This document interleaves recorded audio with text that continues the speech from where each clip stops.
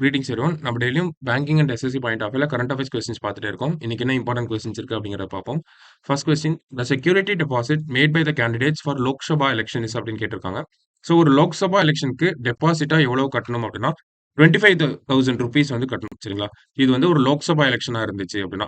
இதுவே நமக்கு legislative assembly எலெக்ஷனா இருந்துச்சுன்னா, ஒரு எம்எல்ஏக்கான எலெக்ஷனா இருந்துச்சுன்னா, அங்க வந்து நம்ம 10,000 ருபீஸ் வந்து கட்டுவோம். இதுவே பிரசிடென்ட் ஆர் வைஸ் பிரசிடென்ட் எலெக்ஷனா இருந்துச்சுன்னா, அங்க வந்து 15,000 ருபீஸ் வந்து டெபாசிட் அமௌண்ட் கட்டணும். ஓகேங்களா? ஸோ ஒரு வேட்பாளர் டெபாசிட் தொகையை கூட வாங்கல அப்படிங்கிறதெல்லாம் நம்ம செய்தியில கேள்விப்பட்டிருப்போம். அந்த டெபாசிட் அமௌண்ட் அப்படிங்கிறது இதுதான். இந்த இடத்துல லோக்சபான்னு கேட்டிருக்காங்க. ஸோ 25,000 அப்படிங்கிறது தான் கரெக்ட் ஆன்சர். ஸோ அடுத்தது,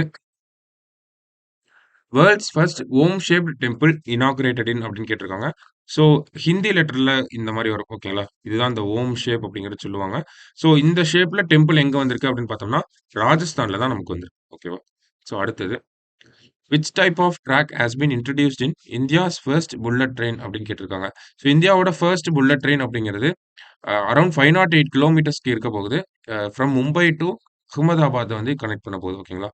ஸோ மும்பை டு அகமதாபாத் தான் இந்த இந்தியாவோட ஃபர்ஸ்ட் புல்லட் ட்ரெயின் அப்படிங்கிறது வரப்போகுது. ஸோ மோர் தேன் 320 கிலோமீட்டர்ஸ்க்கும் பெர் ஹார் ஸ்பீட்ல டிராவல் பண்ணக்கூடிய கெப்பாசிட்டில தான் இந்த புல்லட் ட்ரெயின் வந்து ரெடி பண்ணியிருக்காங்க. ஸோ இதுல என்ன type of tracking system use பண்ணியிருக்காங்க அப்படிங்கிறது தான் கொஸ்டின்.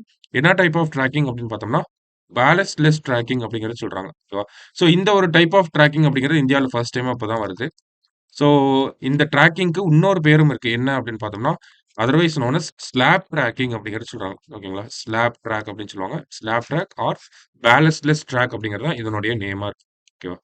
ஸோ அடுத்தது, who will lead the United Nations office for disaster risk reduction அப்படிங்கிறத கேட்டிருக்காங்க. ஸோ யார் லீட் பண்ண போறாங்க அப்படின்னு பார்த்தோம்னா, இந்தியன் தான் ஒருத்தர் லீட் பண்ண போறாரு. யாரு அப்படின்னு பார்த்தோம்னா, நமக்கு கமல் கிஷோர்ன்னு சொல்லக்கூடிய இவர் தான் வந்து லீட் பண்ண போறாரு. ஓகேங்களா? ஸோ சோனம் வாங்சுக் வந்து சமீபத்தில லடாக்ல வந்து ஒரு புரொட்டஸ்ட் நடந்துட்டு இருக்கும். ஸோ அந்த புரொட்டஸ்ட்ல அ ஹெட்டா இருக்கக்கூடியவர் தான் இந்த சோனம் வாங்சுக். இவரும் ஒரு என்விரான்மென்டல் ஆக்டிவிஸ்ட். கிரேட்டா தங்மக் நமக்கு தெரியும். அதே மாரி ஜான் ஃபோசே ஒரு லிட்டரேச்சர் சார்ந்த ஒருத்தர். ஓகேங்களா? லிட்டரேச்சர் ஃபீல்ட்ல இருக்கக்கூடியவர். ஸோ அடுத்தது, international day for the elimination of racial discrimination is observed on அப்படிங்கிற கேட்டிருக்காங்க. ஸோ இந்த டேவ நம்ம எப்போ அப்சர்வ் பண்றோம் அப்படின்னு பார்த்தோம்னா, இயர்லி மார்ச் 21 தான் international day for the elimination of racial discrimination அப்படிங்கிறத சொல்றாங்க. ஓகேங்களா? ஸோ இன்னைக்கு பிரிலிம்ஸ் பாயிண்ட் ஆஃப் வியூல ஒரு 5 கொஸ்டின் பார்த்துருக்கோம். நாளைக்கு இன்னொரு 5 கொஸ்டின்ல மீட் பண்ணலாம். Thank you.